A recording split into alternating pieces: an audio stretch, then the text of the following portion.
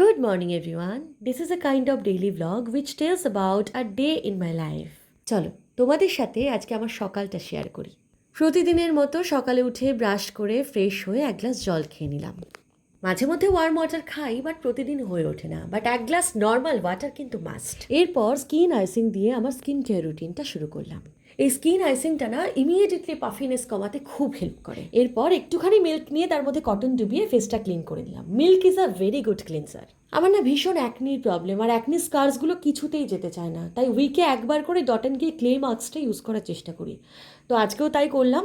আর এই ক্লে মাস্কটা ইউজ করলে না 10 মিনিট রাখতে হয়। তো 10 মিনিট কী করবো ভাবতে ভাবতে 10 মিনিটের একটা ছোট্ট রিডিং সেশনও হয়ে গেল, সাথে ক্লে মাস্কও শুকিয়ে গেল। তো আমার অর্ধেক স্কিন কেয়ার রুটিন এখানেই শেষ হয়ে গেল।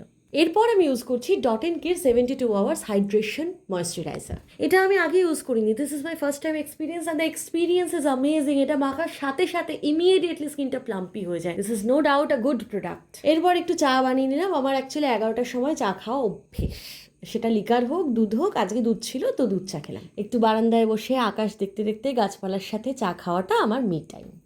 এরপর আমাকে একটু ছাদে যেতে হলো, কারণ ছাদেও কিছু গাছ আছে যার মধ্যে একটা গাছে পোকা ধরেছে। তো তার জন্য একটু শ্যাম্পু স্প্রে করে আসতে হলো। তো শ্যাম্পু ট্যাম্পু স্প্রে ঠে করে একটুখানি ঘুরে টুরে চলে এরপর বাকি মর্নিং আমি কখনো পড়াশোনা করে কাটাই, কখনো গান বাজনা করে। তো this is my morning routine. Thank you guys.